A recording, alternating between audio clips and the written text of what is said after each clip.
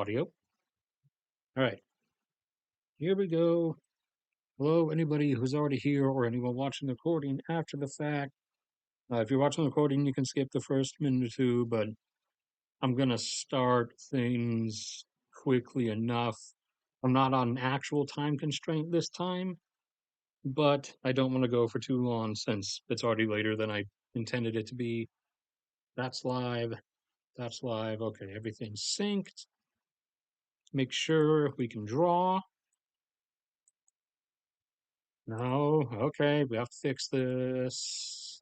You do that, then you do that, then you do that. Then you come back here, and now we can draw on the screen. Okay, praise God. All right, that's all loaded. While we're waiting for everybody to show up, just go into downloads, go to streams. So I updated the fill-in map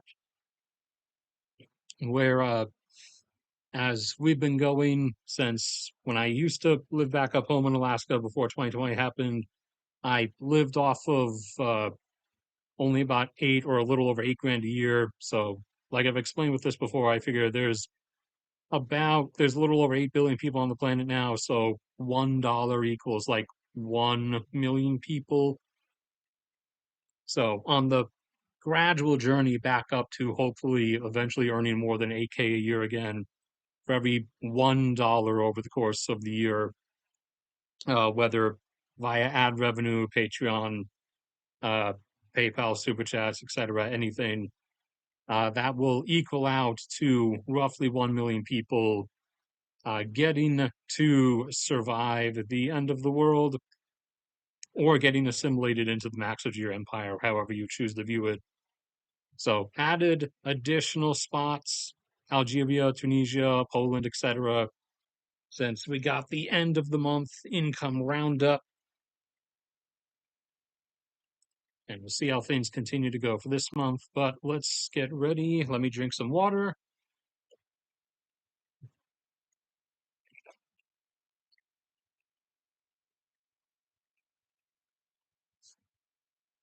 And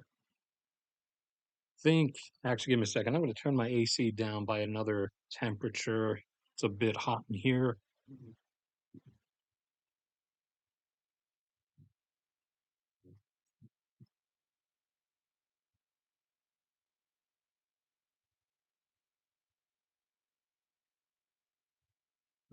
Okay, that should do it, hopefully.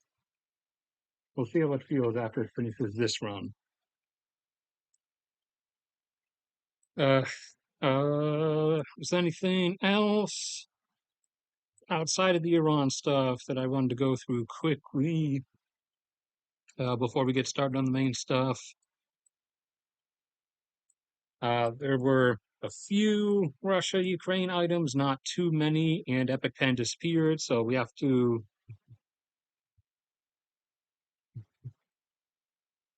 Okay, we got one person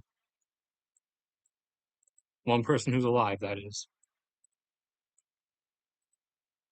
So we had a few strikes. We had a strike in Krasnodar down here on a large electrical substation, which for those unfamiliar with power grid infrastructure, you have the actual power plants themselves that generate the power, and that comes out at a specific type of flow, frequency, amperage, etc.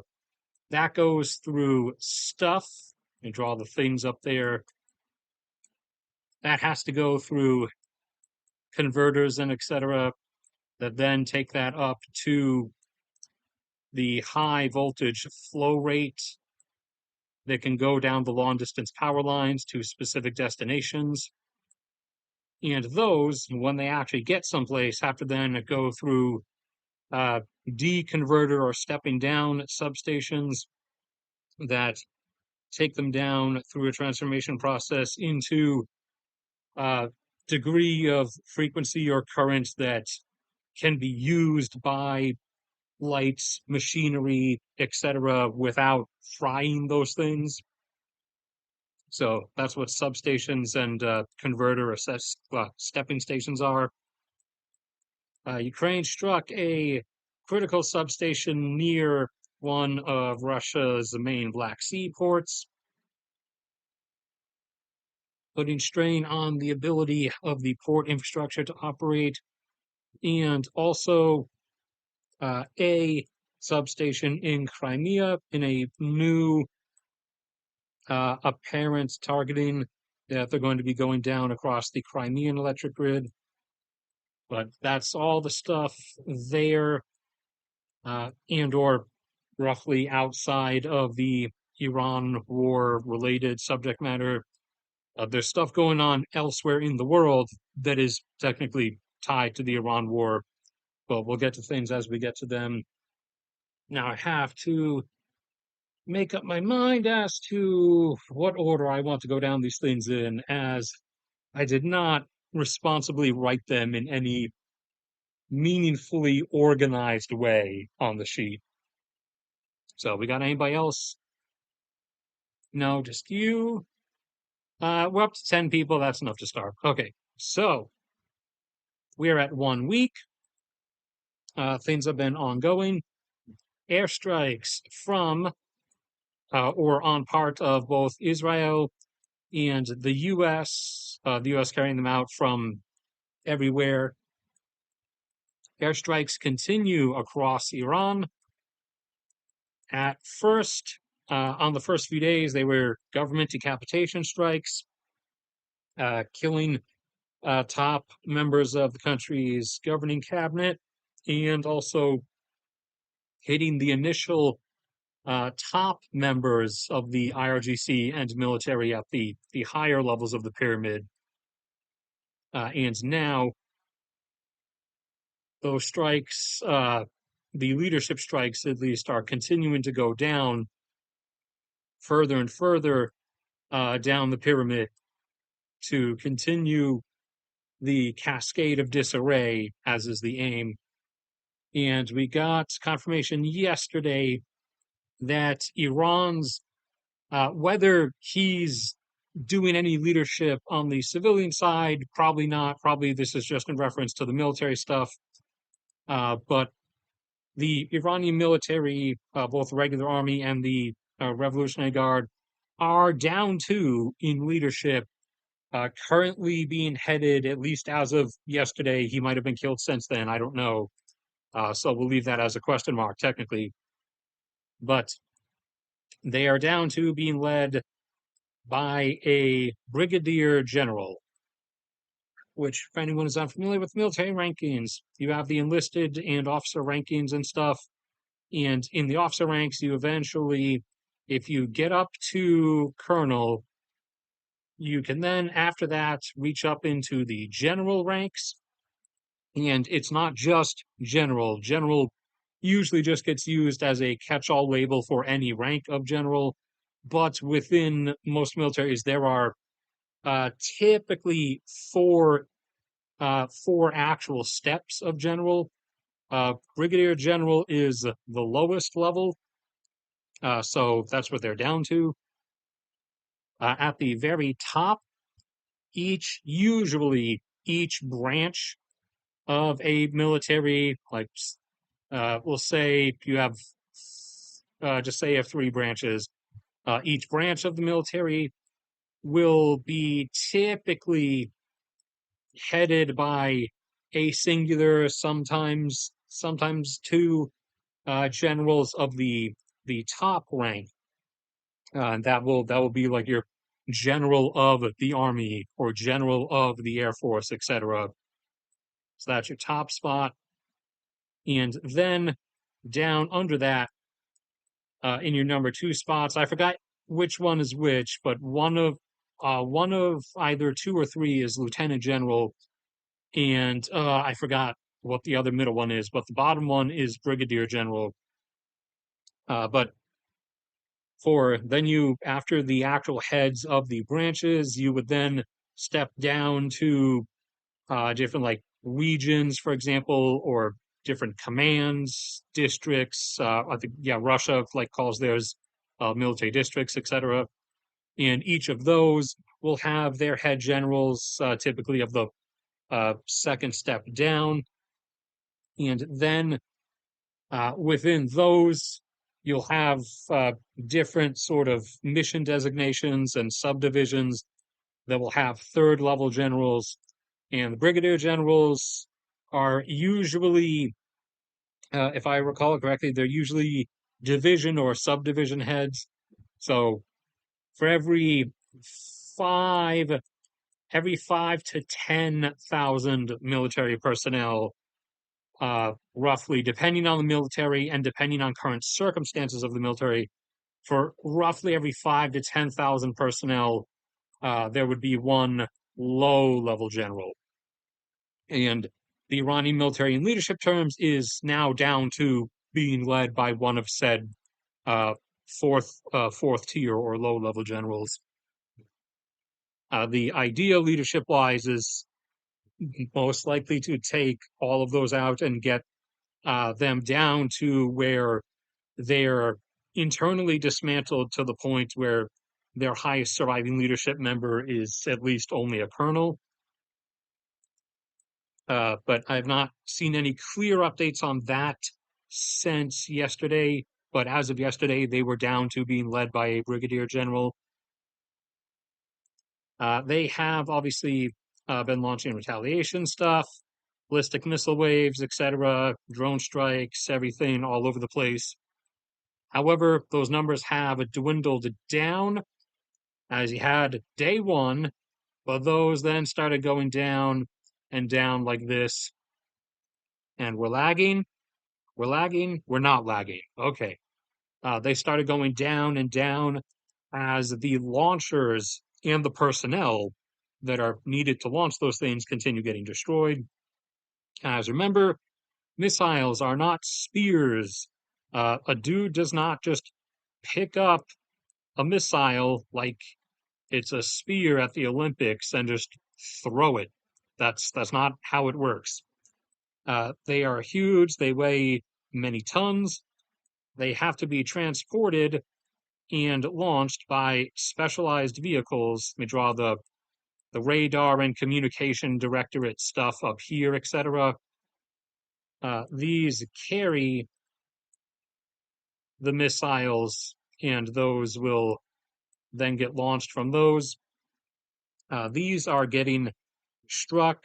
Somewhere around 300 have been destroyed at this point, and it's suspected for the missile launching trucks, not talking about the drones yet, it's suspected Iran has between 100 and 200 remaining, but not positive on those numbers.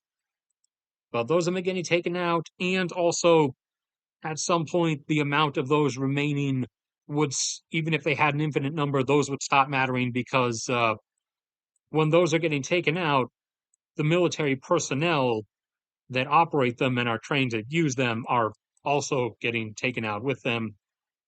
And the same with the Shahed drones.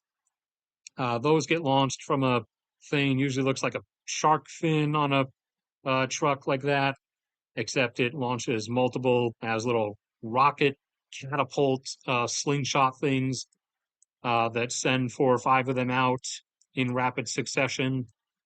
Those have been getting taken out along with their operating personnel. So over the course of the week since everything began, they've descended like this. As you can see, started out on day one with 800 Shahed drones launched and 350 ballistic missiles. They're now down to the last 2 days each. They only got off 35 missiles. And yesterday, only 100 Shahed drones. Today, they did manage to get off 135. They're not in the capability range of being able to launch those mega waves anymore. That's getting whittled down. But that's probably going to take another week or two to get that like close to zero.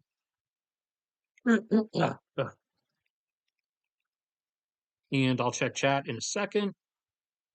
But remember how stuff always happens like an hour after I end stream. Like when I left for West Virginia to visit my uncle, who survived his heart surgery, for anyone who did not already hear or cares or does care to know, we were going up to visit him since, he might not have survived. That might have been the last time we would see him alive. We didn't know, but surgery was successful, so he'll be alive for many more years after this. Hopefully, at least, unless he gets like killed by Sasquatch or something, because he lives in West Virginia. But I was saying, but remember, just before I left, a few hours before I left is when all of this started up. So I was saying last time on Wednesday that the only country on their west that Iran has not attacked that isn't an ally of theirs, their one ally being Armenia, the only country that is not an ally of theirs that they had not attacked yet was Azerbaijan. Well, guess what happened a few hours after I ended stream on Wednesday? They launched drones at Azerbaijan. Why? Who knows? You know, it's just a schizo free for all at this point. But they launched drones at Azerbaijan, and Azerbaijan was already prepping its military in case anything happened. But now they're going further with that. They have activated and called in all reservists to active duty, and a whole bunch of their stuff is being sent to the border with Iran. And I don't know. I wouldn't really initially think they would really intend to actually enter and try the whole Azeri quarter liberation thing, but I'm not too certain that they're not going to now. One way or another, they've vowed revenge, etc. So I don't know if they really intend to do that. That would kind of, at minimum, require Turkey's help with that, but Turkey has yet to do any like massive movements of stuff over to their portion of the Iranian border. So we're gonna have to wait and see with that one. All right, let's check. Oh man, we got a lot. Okay. Okay. Let me here. Okay, let me drink this water. All right, you guys got to not hit me with too much at once.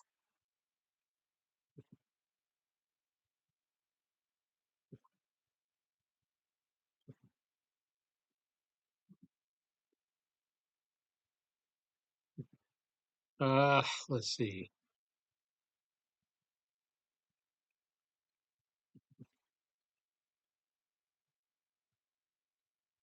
I only know the same like publicly available information that anybody else does.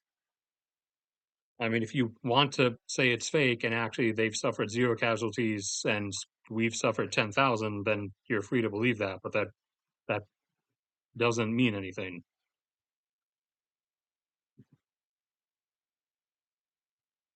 But if you mean like if you mean the equipment stuff, the equipment stuff's like exceedingly public.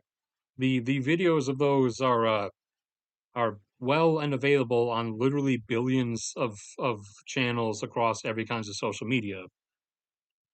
I mean, maybe those are fake. If you want to believe that, that's fine.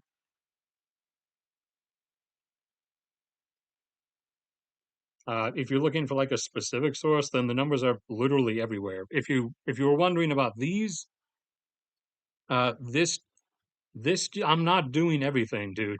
This dude, this is the dude who this is his like one self-designated job is scraping through everything, every report and every video across the situation and explicitly looking at and trying to document down how many Shahed drones and how many missiles were launched and were seen heading where, et cetera, et cetera.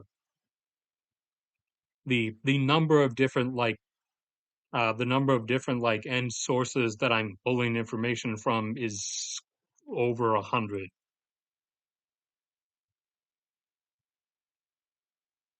Uh, that depends. in the how long it'll go for question. Supposedly, according to the Pentagon, the plan is September, quote unquote. Although the lines keep changing. If someone in Iran, if someone in Iran decides to call things off with some kind of uh, like externalized offer that gets accepted, then it might end before then. Israel will not take anything short of the whole denuclearization thing, and the U.S. will, if it was just the U.S., it would be kind of okay with the amount of destruction that's been dealt, plus Iran pulling of Venezuela and acquiescing to any and all oil demands.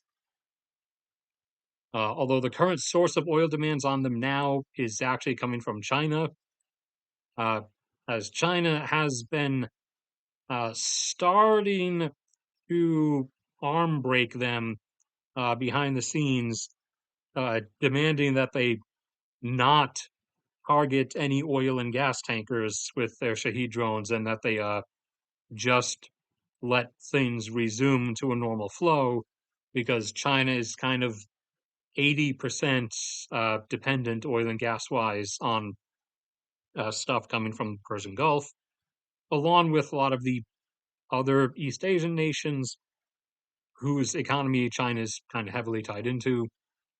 So China is demanding that Tehran stop any that Tehran declare like they won't attack oil tankers specifically, and is even offering to funnel them as much stuff as they want or as much stuff as they can get to them through Central Asia in exchange for them just letting everything resume to normal regarding maritime traffic.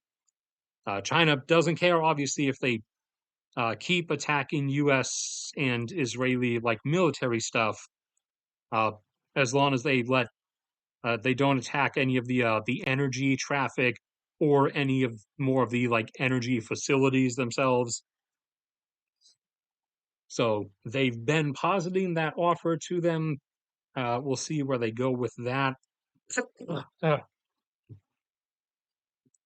I'll scroll through the rest of chat in a second, but that leads into uh, China and China and the rest of the Asian nations have quickly, over the last few days, begun implementing fuel savings measures.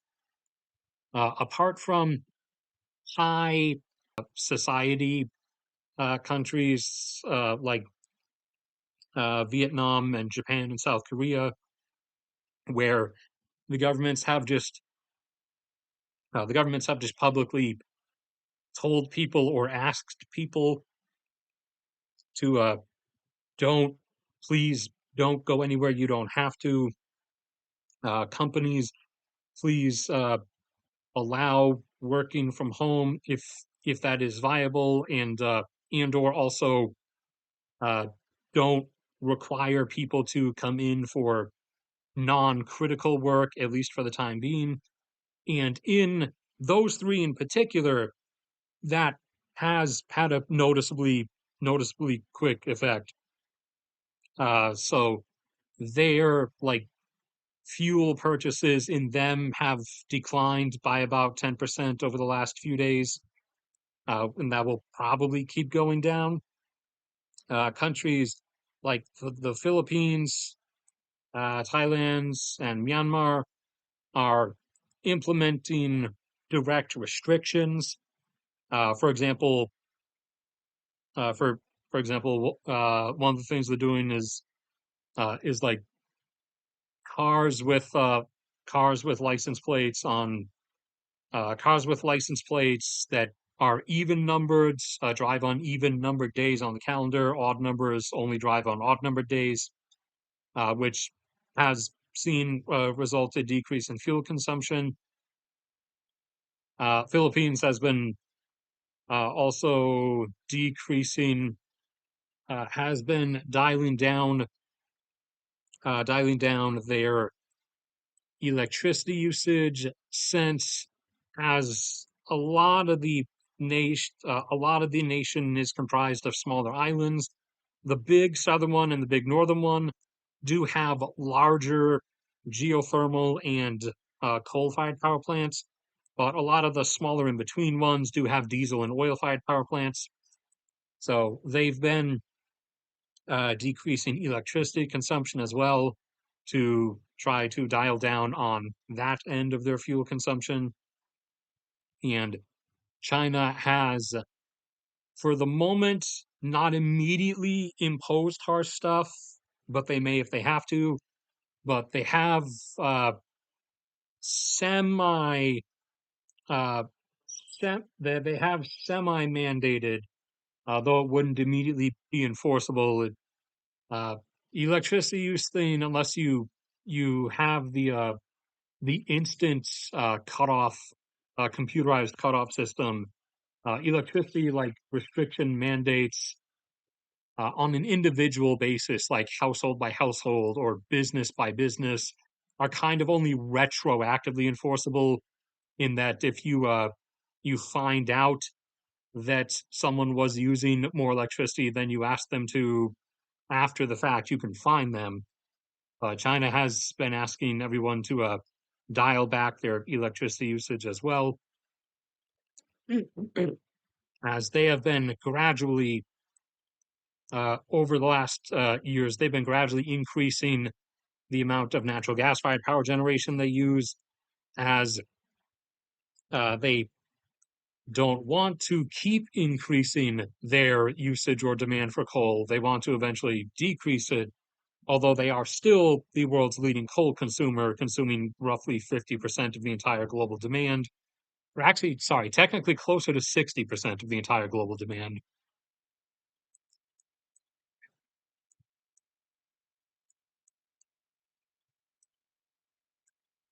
And regarding the situation as a whole, traffic through the strait has not stopped completely, but it is down to about less than 10% of normal.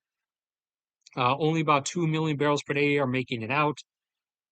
And that's because the few tankers that are whose companies have not told them to stop and wait it out have to hug the coast of Dubai and Oman so that they'll be under the AD umbrella.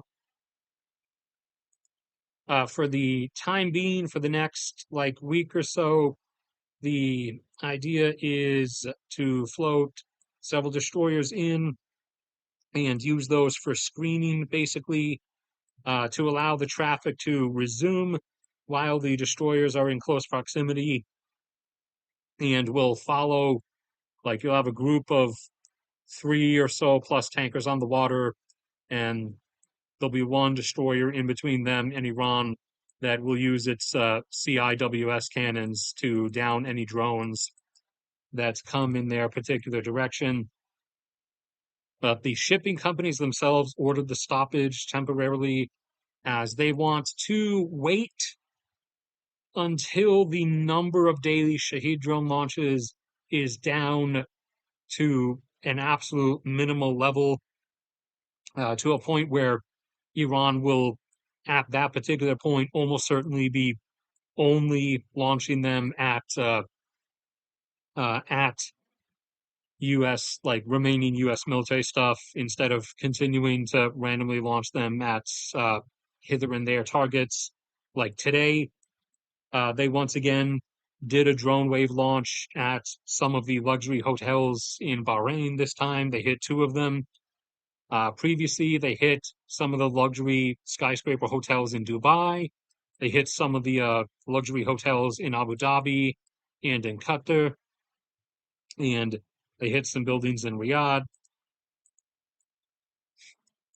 The idea or hope from the U.S. Navy with the destroyer thing, apart from them just providing screening in general, is also that if they put themselves there, that might hopefully cause the Iranian crews launching the drones to specifically launch them at the destroyers themselves, since the destroyers are there providing themselves as a target, as opposed to trying to hit the oil tankers that the destroyers would be escorting. Since Iran would love to be able to say they sunk like an Arleigh that would be a big PR win. So fair chance they would probably go for it, but that would be an additional part of the hope, as if they explicitly go for the destroyer, that means that all those drones are coming much closer to the destroyer than they otherwise would have been, which would make the drones a lot easier for the CIWS cannon to down. But we'll see how they go with their targeting choices. Let me see. And the one other thing before I check chat, some of those 35 ballistic missiles today were specifically targeted at the U.S. air base in Kuwait, and they did decent bit of damage. They took out some of the fuel tanks. There's two specific sets of jet fuel tanks. One base, not literally at the end of the runway, but you get what I mean. Like at different ends of the base. Like there's a set of fuel tanks here, and there's a set of other fuel tanks over here. They did take out I think the ones on the east or the northeast end, and they took out several hangars and some of the maintenance equipment or the towing and startup equipment. As if you don't know, for jets from any country, for most of them at least, you have here, or jets are a little bit bigger. So I got too used to drawing drones. So you have the jet will come out like this. The engine is not a car engine. You don't turn a key and it just a little starter motor starts it up. You have this whole like vehicle and machinery with high power wires and a huge amount of compressed air. So we'll draw a lightning symbol and we'll draw some compressed air here, CA. You have a whole like starter machine. So some of those were taken out. I think there's footage from that. Yeah, it's like that's apart from the random Humvee, that right there, I'm pretty sure at least is uh looks like an example of one of the machines I was referring to. Although it might not be, it might just be like a portable generator that was in a similar looking frame. But the jet starter equipment basically looks like that. So that was the major hit that they got in today regarding military assets. Let me drink some more water.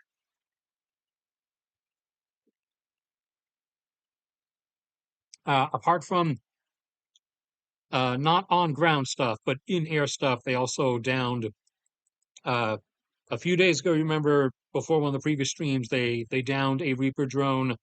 Uh, Over the last 2 days, they downed two Israeli surveillance drones. I believe specifically they were Israel's surveillance one is the Heron, Heron, Heron, I believe is their surveillance drone. But two of those were downed over Iran.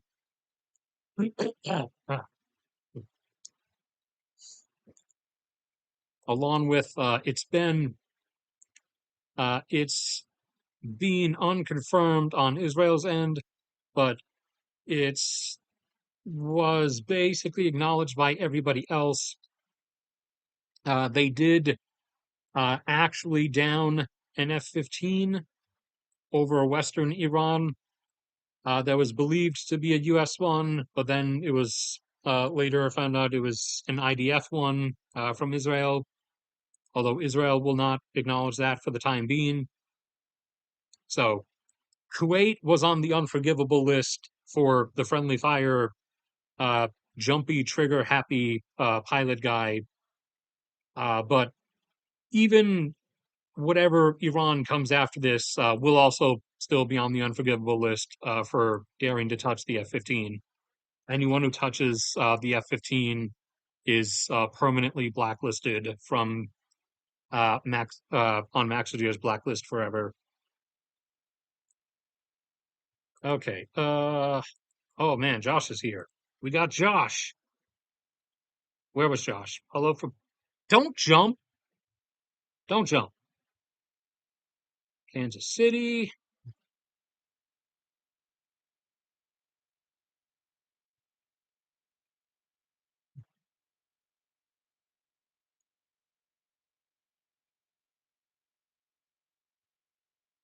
Let's see. Yeah, the oil prices isn't like a shock. I'm not accusing you of being surprised. I'm just saying a lot of people have been acting really surprised for some reason. Like it shouldn't be. I'm pretty sure I myself said in previous streams, like weeks back, when we were starting to suspect that this was coming. I said a few times that no matter what the degree of actual disruption ends up being or for how long, even just the initial market shock of everything will at first, even if it ends up only being for like a few days, will very likely send oil up into triple digits because that's what happens if you start a major conflict in the Persian Gulf. I'm not accusing you of being surprised, but a lot of the main like news channels and etc. were uh, acting sensationally shocked as if that wasn't something that literally anyone with a functioning brain knew would happen.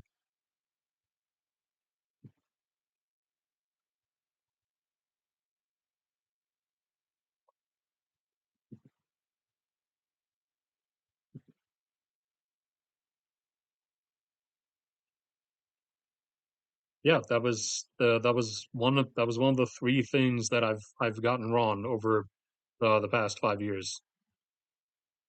Are you looking for a dunk or something? Do you want points?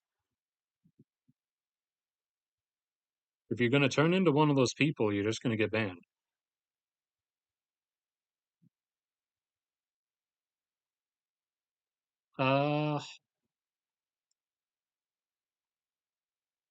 Uh, yeah, but that would also be stupid to not increase the price until like the last second.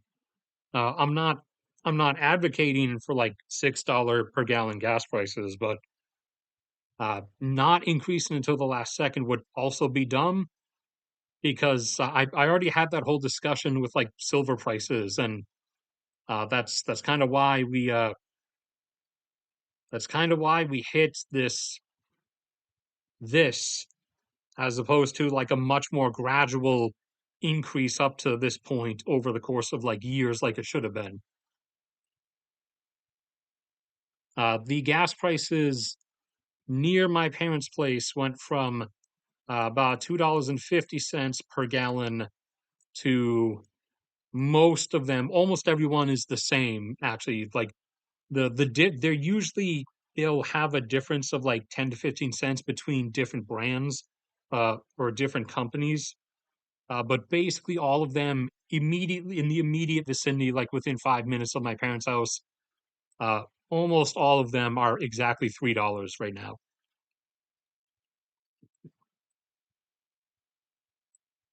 Uh, Let me get some more stuff in before I check on you guys again. Iran's remaining navy, the stuff in the Gulf and around here was sunk. That one frigate way out near Sri Lanka was sunk. Their remaining stuff that was out in like the general ocean have all apparently gone ashore and turned themselves over to India.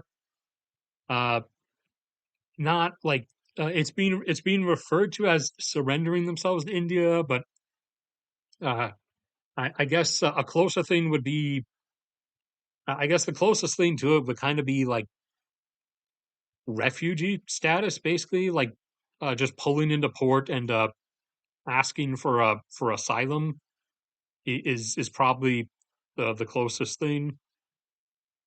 It's not something I'm used to hearing about ships doing.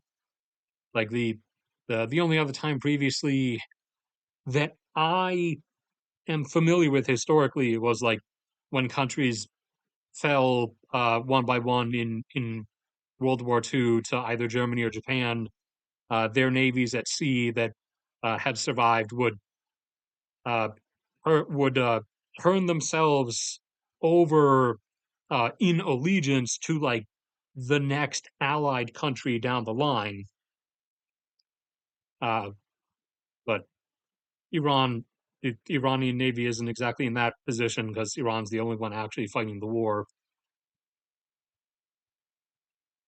There is fighting going on in southern Lebanon, apart from the IDF just bombing apartment buildings in Beirut. That is also happening.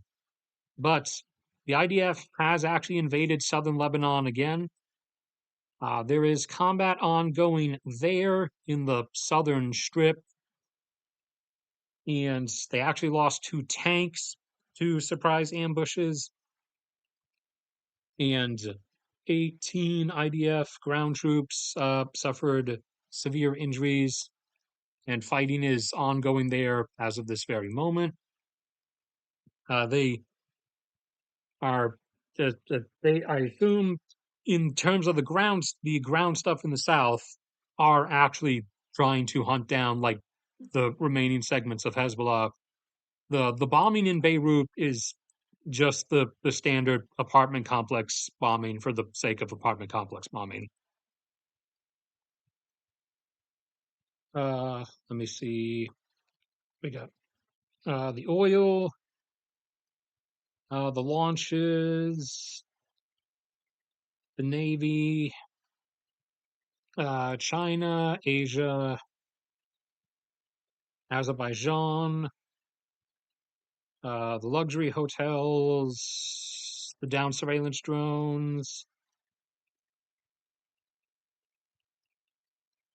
Uh, what else do we have here? Hold on. This is the issue with me not writing things in a very organized manner.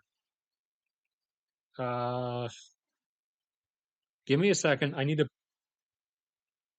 Okay, I should also start a habit of like actually checking off things I have or have not mentioned yet. As I'm essentially just looking down the list and trying to go by general recognition. Oh, the Kurdish stuff. So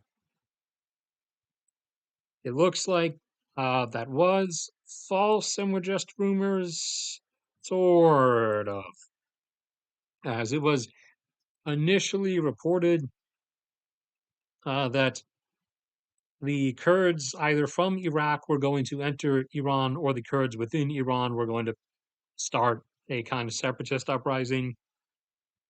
But it was then later denied. However, then also uh, a bunch of videos surfaced of military equipment and vehicles being rushed up there and passed off to them over the last few days. So maybe that was like a half psyop misdirection. They're leaving that uh, they're leaving that pretty ambiguous at the moment.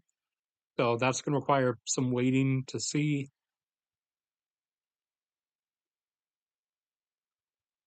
And apart from striking the launchers and etc. everywhere, striking the actual like military leadership, uh, They are also airstriking garrison bases and of the Revolutionary Guard specifically, and the lower level internal security apparatus, like district stations.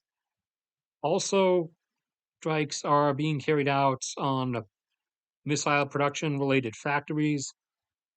The like some of Iran's primary electronics assembly and guidance system factories were hit a few days ago. Today, there were bombings on their industrial sites. Their primary industrial sites that produces rocket fuel for the cruise missiles and ballistic missiles.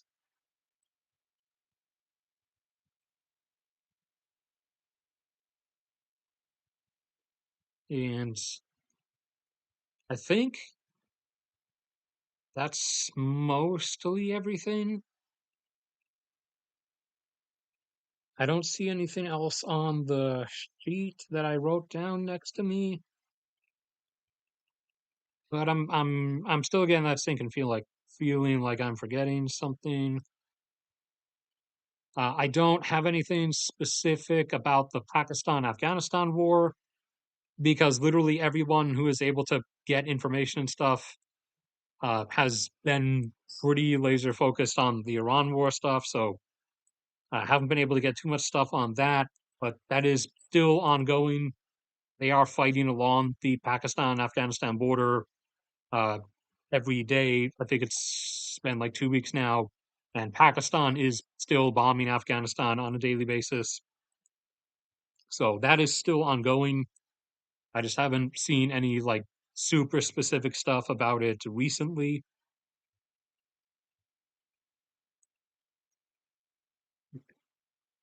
Let's see.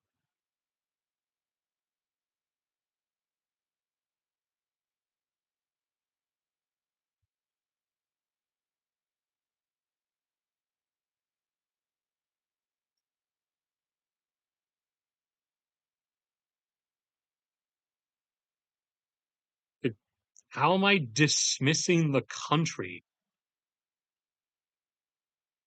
Uh, I'm no, I'm the one who's confused. Like, what the hell is your angle here? I didn't dismiss the country. I said I literally have just been stating this is what's going on. Like their launches are down to this because their launching apparatuses are getting destroyed. Like I didn't say they're about to give up or something. I've there would also be like kind of a disconnect here as well though, because the Revolutionary Guard and the regular army are also kind of two separate individual things. So the if the regular military would quote unquote give up long before the IRGC does, the IRGC would kind of like go Taliban basically and would kind of fight forever because they're like the ones that are recruited separately based on like their devotion to the Islamic Revolution. So even if the Iranian military was like uh, or whatever their new interim government is was going to acquiesce, uh, there would be there would be insurgency on part of the IRGC if it came to that. But in terms of like immediate scenario in this current exchange, like no, they're not about to surrender or something, and I never said they did. I just said their current like ability to launch things outside of Iran has been drastically reduced because it's been drastically reduced.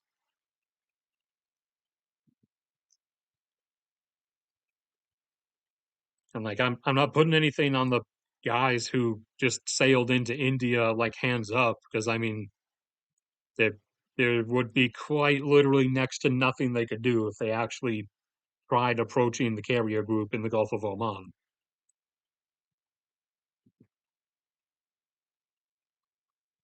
And I do dock them for the sort of sporadic schizo targeting because they've clearly been able to do decent bits of damage when they do successfully penetrate air defenses. So if they had like really concentrated that fire on explicit military targets, U.S. ones and or Israeli ones, whichever they prefer, or if they still want to split, they could have gotten like decent 30+% penetration rates and done like significant damage. But they they did waste a bunch of drones and missiles just like kind of hitting random crap around the Gulf. Part of that, I guess you could contribute like to internal disarray and the actual like launching ground crews not being able to get like explicit orders and might kind of just be punching coordinates in. But even still, they should have like literally a notebook, a flip book with like lists of the GPS coordinates of the various like US and other bases, but some of them are clearly choosing to just input random GPS coordinates in the middle of Dubai. Because like the damage that they did to the Kuwait base in particular was pretty decent. Like imagine if they had actually focus fired that, especially on like some of the first few days. They did like some of those 250 ballistic missiles. Imagine if they'd actually like focus fired that, for example, instead of done like the arbitrary scattering.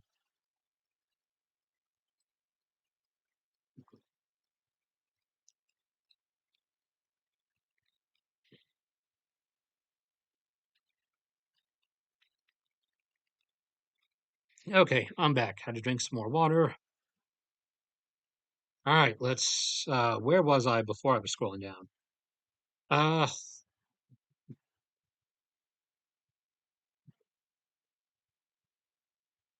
oh, okay. You that was all right. I kind of just addressed the same thing. A couple minutes ago.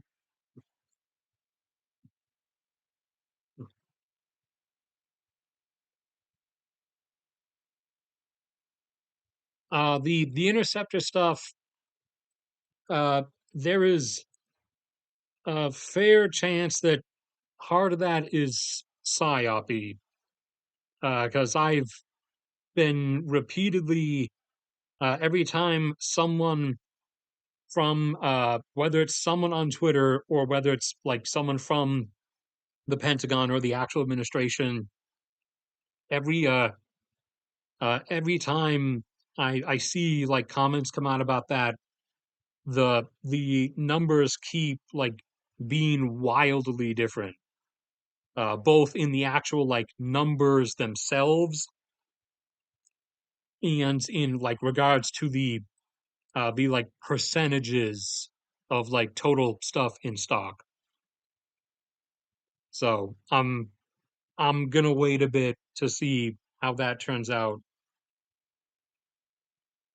A lot of stuff has been expended, but the we're literally about to run out of everything. That kind of screams like really poorly written psyop stuff. Like you put a uh, middle school Call of Duty gamer in charge of like writing the script or whatever, which is actually also what a lot of the speeches regarding the conflicts are the speeches that people are giving right now also come off like Call of Duty gamers wrote them.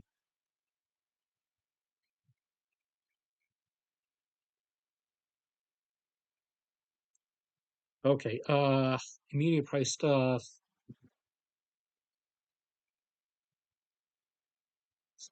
Immediate price stockbroker 1,000.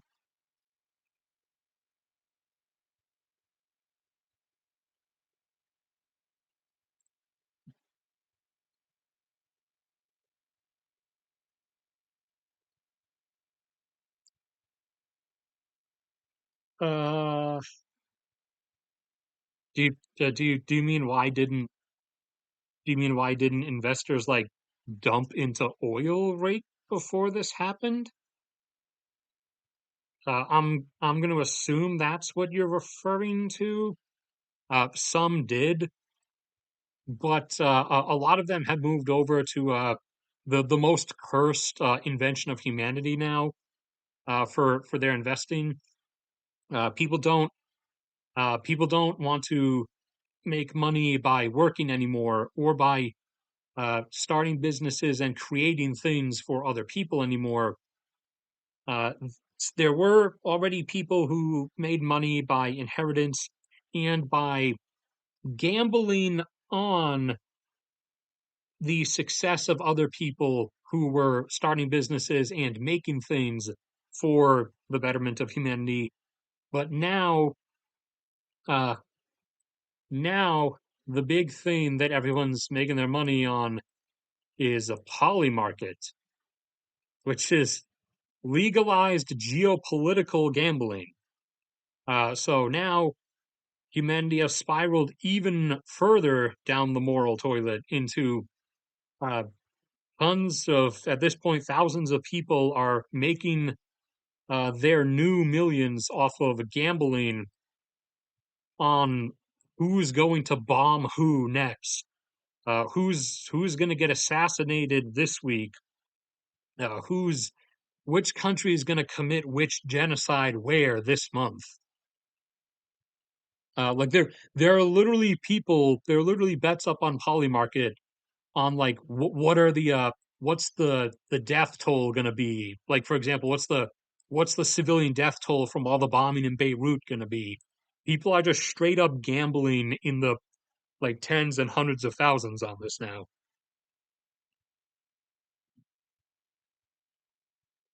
So I don't know. They probably all migrated to Polymarket to instead of dumping into oil before the war started. They probably all like bet on what the death tolls would be from the war instead. Since the market is still kind of under some, don't misquote me. I only said some. Is still kind of under some laws and like regulations. But poly market is just straight up gambling. You can literally just do whatever. And so there also has been just straight up proven insider trading by various government officials who knew this was going to happen and threw millions in on it on like 100-to-1 bench or whatever the term is, that the the bombing would start before like March 5th or whatever. And lo and behold, they turned 1 million into 100 million because they're the ones who decided when things would happen.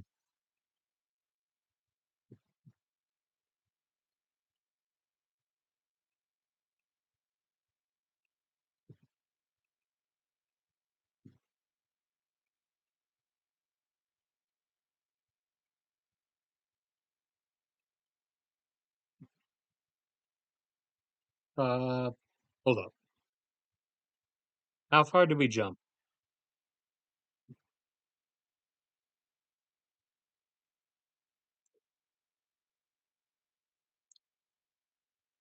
I'm only familiar with Call of Duty. You can't keep referencing Ace Combat. I'm not a Zoomer, though technically Zoomers have played Call of Duty, but it's like the ultra modernized, even worse writing version of Call of Duty because they've been just getting the remakes and Black Ops like 25 or whatever, where like I don't know the villain is literally an AI that that hallucinated like AI has now been proven to do. It hallucinated and it was like doing something. It got taken out of its own hallucination and it started all this like war stuff and was like trying to end the world to coerce people to let it go back into the hallucination it was having. It was definitely one of the worst ones that I've seen.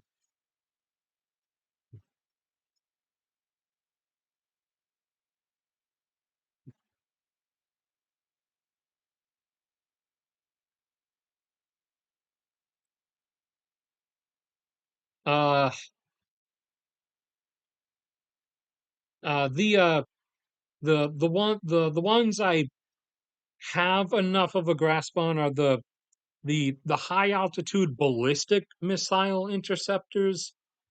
Those ones, yeah, a lot of those have been getting used because a lot of what Iran uses are ballistic missiles, and those, the in the two separate piles, in the not so secret because everyone knows that every country has a secret extra pile of stuff.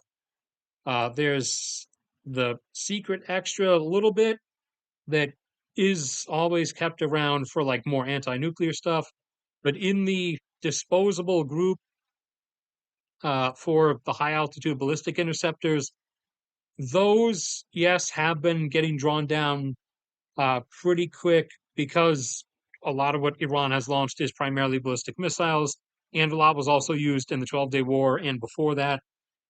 And also, those were not like kept around in the tens of thousands like a lot of other things because those are big and expensive, and not everyone is like really lobbing around ballistic missiles specifically, since a lot of combat has become cruise missiles and now drones. The ballistic missile stuff was going to be getting to a point where there were only a few specific opponents who would be relying heavily on ballistics. And then also, that is part of like the exo-atmospheric nuclear interception stuff. But nobody's actually going to use nukes on that scale, anyways, or at least the major players aren't. There is a legitimate possibility that in the future, Pakistan may use nukes on India as a result of the whole water war theme that's coming up in a decade or two. But like I've always said, apart from them, the only other like real serious possibility of nukes being used you ever actually have to worry about is from Israel. If the Islamic world ever does do like the uh, 2 billion 2 billion person jihad Zerg rush thing, and Israel is actually getting physically invaded by a significant margin, then it is on their table of responses uh, to start throwing nukes around.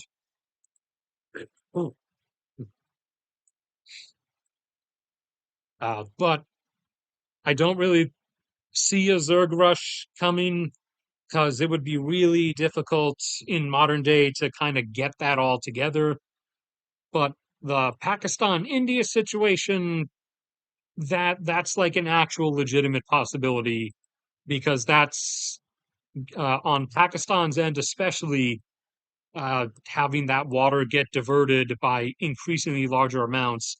And once India makes it pretty clear that they will fight and condemn Pakistan to death for it, that will be kind of existential on Pakistan's part.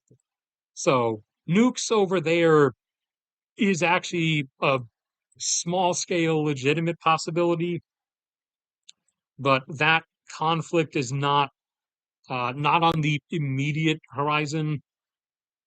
I would still, for the time being, assume that India is going to put that off for as long as it possibly can, but it is coming eventually because as India starts to continue building the diversion projects, diverting the Indus River, eventually, even if India doesn't do anything militarily first, they're Pakistan's gradually going to get itself forced into a corner if they continue just letting it happen. kind of like the prices of silver not really going up like they should have and just hitting a wall where they jump. If Pakistan just kind of keeps lets it going or letting it go and only just has these little 3 day skirmishes every couple of years over it, then they're gonna kind of like the silver prices end up in a wall jump like that when the quote unquote final moment comes, because their hand's gonna get forced eventually. You can't just let 80% of your country's water supply get diverted to a different country. That's kind of an actual 100+ million famine death sentence.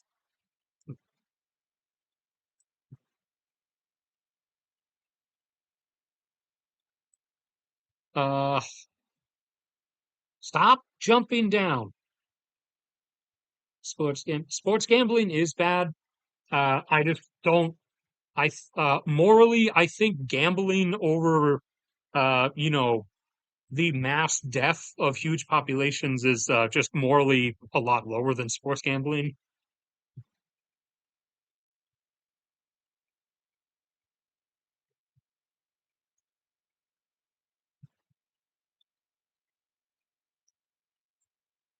Oh no, no. The plot market stuff is just it is just opportunism. This war was always coming. That this was always on the Pentagon's list of things that need to get done. Venezuela was there. Venezuela just ended up being really easy because the second in command president lady who took over after we kidnapped Maduro just immediately said yes to all of the demands that were presented.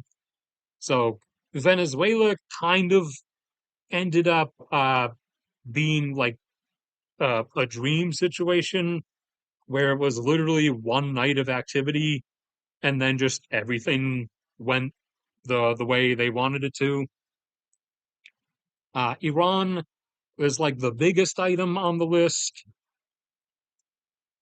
And then the other thing that is still coming that they want to get done before Taiwan starts is Cuba, which is the point of the current oil blockade, as Cuba, apart from being dependent on oil imports for fuel, is also dependent on liquid fuel power plants because a lot of island nations are, except for really large ones like Japan.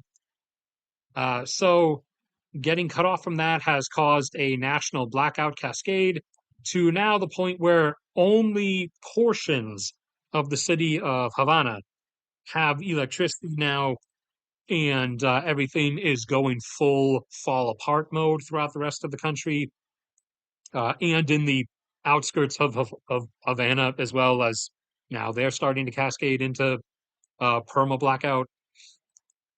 So the idea behind that is pretty blatantly obvious, is do that, the whole thing cascades into actual full out national collapse, and then that's a public reason for direct intervention.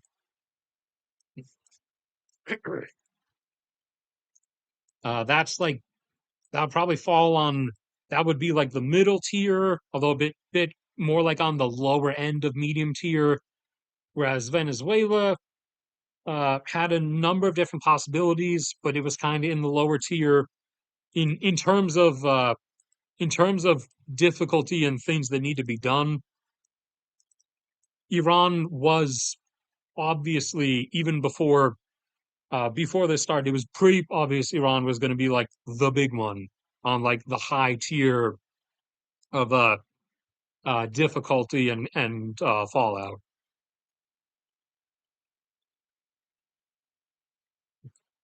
The only other apart apart from the upcoming Taiwan stuff with China, the only other like real issue to from the Pentagon's standpoint is North Korea, but they're perfectly okay with just kind of letting them sit there and rot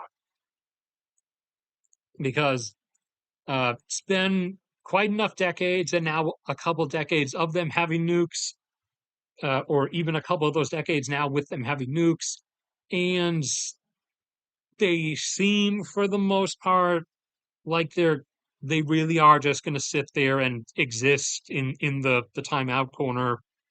So they're okay with just letting them sit there. There've been a couple of scares a few times over the last few years, uh, where Kim Jong Un did act like he was starting to get crazy, but then he dialed back and he went back to watching Chuck Norris movies. That part's not even a joke. All right, okay, I need you to actually uh, let me go on that one. That part is not even a joke. He actually has some kind of weird, like cultish fetish obsession with Chuck Norris and Chuck Norris movies. So I'm not even joking when I say like he went back into his man cave and went back to watching Chuck Norris movies. I don't know what his obsession is with Chuck Norris. Don't ask. Uh, his uh, his dad also had like a weird obsession, but with uh Clint Eastwood, someone who did a lot of movies like that, but more back in like ones that were in the '70s, I think. I think it was Clint Eastwood. His dad was obsessed with.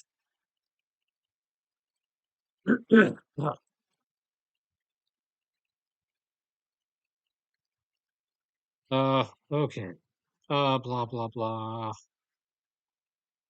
Captain PPS into personal favorite press blah blah. Stop auto scrolling. Personal favorites blah blah blah. I no longer have my actual PS2. I have some PS2 games on the PS5 because my dad spontaneously got one last April. I have some PS2 games on the PS5 because they some of the gaming companies, some of the smarter ones started realizing that if they're gonna keep making horrible modern games, and like all the characters in their games are gonna consistently be unlikable and stuff, then the only real avenue for continuing revenue is to start and continue re-releasing old stuff, but like upscaled to 4K definition and whatever. So so that's why they've been coming out with like the Oblivion remaster. I got that. The old, not the computer games, but the PS2 games, Baldur's Gate, Dark Alliance 1 and 2. I got those on their upscaled re-releases on the PS5. They have not fully re-released upscales yet. I'm hoping they're working on them, but the old Ratchet and Clank games I can play on the PS5. I think the only ones I'm missing are like the old Gundam games. I miss a lot of the old Gundam games like Zionic Front and Journey to Jaburo. Unfortunately, Bandai Namco is a bit stingy with their allowances on re-releases of stuff, so I don't have any of those.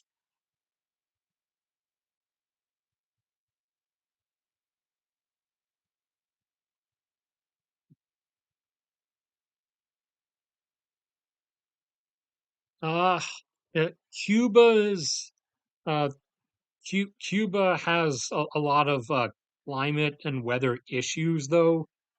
Apart, like yeah, it's a tropical place, etc. But it also rains a lot for big portions of the year, and also is like 150% humidity, and that has consistently proven to be an issue with solar panels. Also, Solar panels are trash. Uh, to compensate for the 12 hours of night and the fact that solar only generates its nameplate capacity for about 4 hours of the day. Because remember, I'll show you that in a second. Remember, when the sun rises over the horizon, you're getting like way dragged out rays because the Earth is turning, etc. You're getting like way spread out stuff as opposed to direct down. When the sun is directly overhead, you're getting some nice super solid concentration. But when it's drawn out at like wide angles, the power generation is a lot less. So solar only generates its nameplate capacity for about 4 hours of the day around noon. The other portions, it's climbing up from lower levels and then falling back down and then does nothing at night. So you either need uh, thousands upon millions of batteries, which eat up a lot of lithium and nickel and are extremely expensive and do not do good in humid climates. Or you need to just stop the solar nonsense and have actual power generation, like nuclear or geothermal or hydro if it's available to you, or coal with CCS, because we actually can do that. Does not, and I'm not talking about injecting stuff into the grounds. I'm talking about other measures that would eat up about 10% of the power plant's output, but would have additional benefits apart from just fixing the CO2 emissions, as running it through semi depressurized salt water causes the carbon to actually react on its own.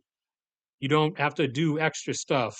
The 10% power power appetite from the plant is for maintaining like the pump to keep the filter tanks at a specific pressure. But running the CO2 emissions through the salt water causes the CO2 to react with stuff in the salt water and precipitate out various things uh, in that precipitate out literally as industrial chemicals that we either at the moment need multi-step industrial factory processes to make, or we have to mine large amounts of. Like it would precipitate out as a consequence of just running it through the salt water. It would precipitate out literally limestone just at a more atomic level, but we usually grind up limestone to use it as molecular lime anyways in cement making and glass making. It would precipitate out, or if you want to call it artificial limestone, artificial sulfate compounds. It would precipitate out calcium carbonates. It would precipitate out various silicates. Also, oh, what's one I'm forgetting? Soda ash. It would technically be an industrial production of soda ash as well. Uh, a less intensified version than the regular industrial process. Although soda ash is so abundant and concentrated that mining it is still, if just obtaining it is your only goal, then mining soda ash is still the easiest and actually least intensive way to get it, because there's so much under southwestern Wyoming. Like half the world's supply is mined from under southwestern Wyoming in particular. But let me tell you what I was talking about. Uh, yeah, so hold on. Let me get rid of these, get rid of everything other than the solar so I can show you explicitly what I'm talking about. Get rid of everything else. Okay. See, this is what solar looks like. You climb up, and for about 4 hours each day, you get your actual capacity generation, and then it immediately drops off a cliff. So you get 1 hour of a quarter of your capacity, another hour of half, another hour of 3/4, and then you get your 4 hours of actual what your stated capacity is, and then you get another hour of 3/4, another hour of half that, another hour of less than a quarter, and then you get uh, the darkness. And it's only not zero in the US usually because after even after midnight on the continental US, there are still things in Hawaii. So this is one of the many reasons why solar panels, I'm not talking about solar thermal towers. Solar thermal towers are actually awesome, but solar panels are horrible and not the correct choice for anything. But they're one of the means of self societal suicide that we have dedicated ourselves to. Okay.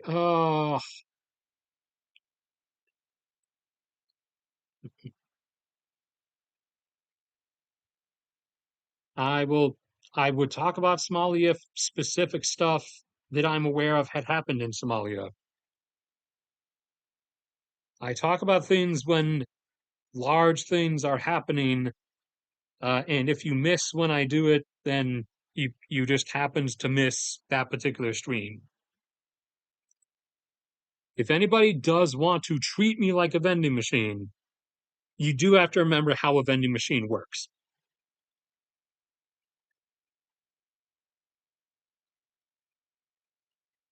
Yes, that's correct. PS2. Yes to yes to what? Just the problem with me going off on rants is I don't know what you're referring to. Uh the Gundam games.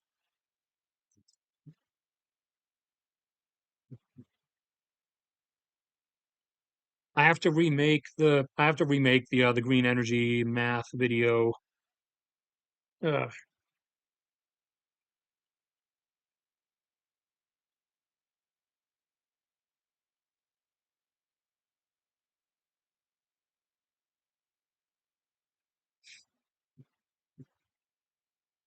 Oh, okay.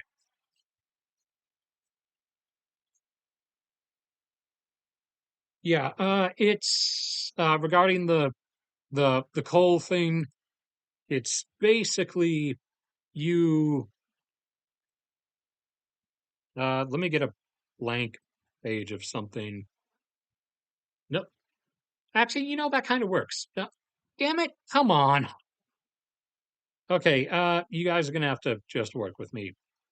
So yeah, instead of I mean, you'd still have the towers in case the CCS stuff wasn't working, but instead of those, for the main part, the exhaust, the coal smoke would get filtered this way and would go through uh, kind of like how how topical uranium enrichment cylinders is.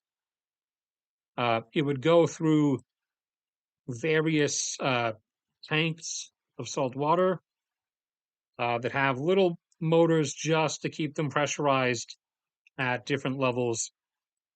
And as the carbon goes through, it reacts with the stuff naturally in the salt water just by sheer concentration, and it ceases to be CO2 as the carbon separates from the oxygen and it combines with other things that are naturally diluted in the seawater, such as potassium, sulfur, uh, calcium, etc.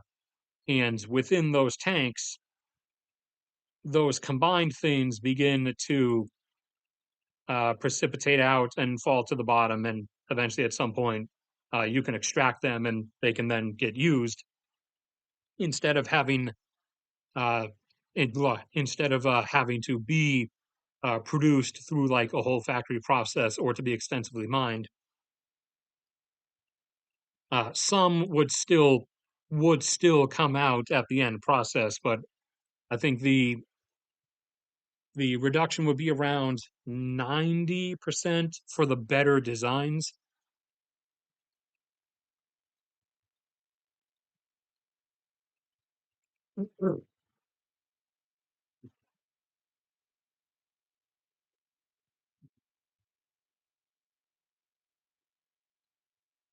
Oh, okay. That is probably going to be it. Even though it hasn't even been an hour and a half. I feel like I've been going for 2 hours. But that's probably just because I'm overheating. Let me check real quick.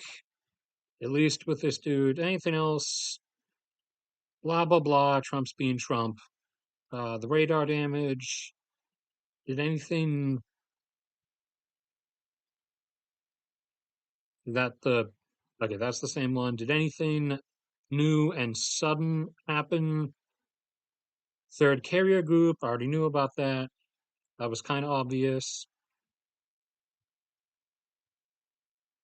When I was targeting Shaiba oil fields, China's going to be even more pissed.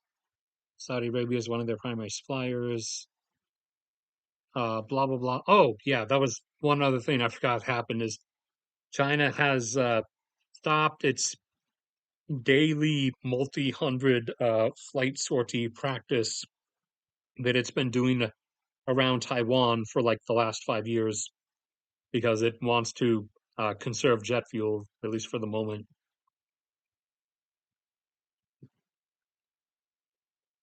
Oh no! Oh, never mind.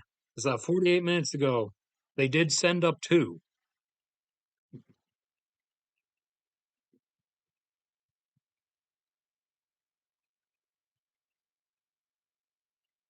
Blah blah blah. Exchange of condolences. Some more launches. More of the anti-cartel stuff in Ecuador, and that's the same in-air refueling tanker traffic we already had bookmarked. Okay, all right then. That is going to be it. And unless anything else comes up from anyone, whether super chats or regular chat questions or anything, I'll give it 30 seconds.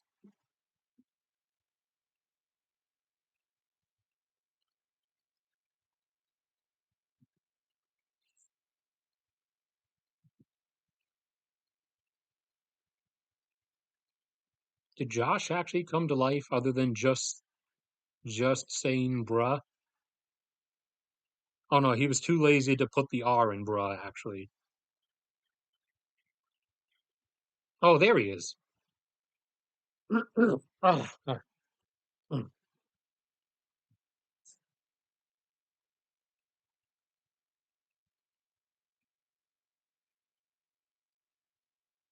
right.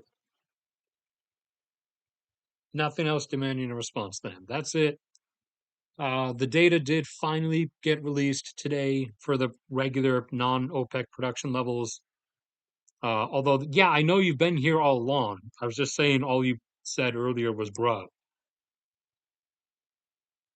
Uh, but yeah, so I'll do that hopefully soon, but also the OPEC data is gonna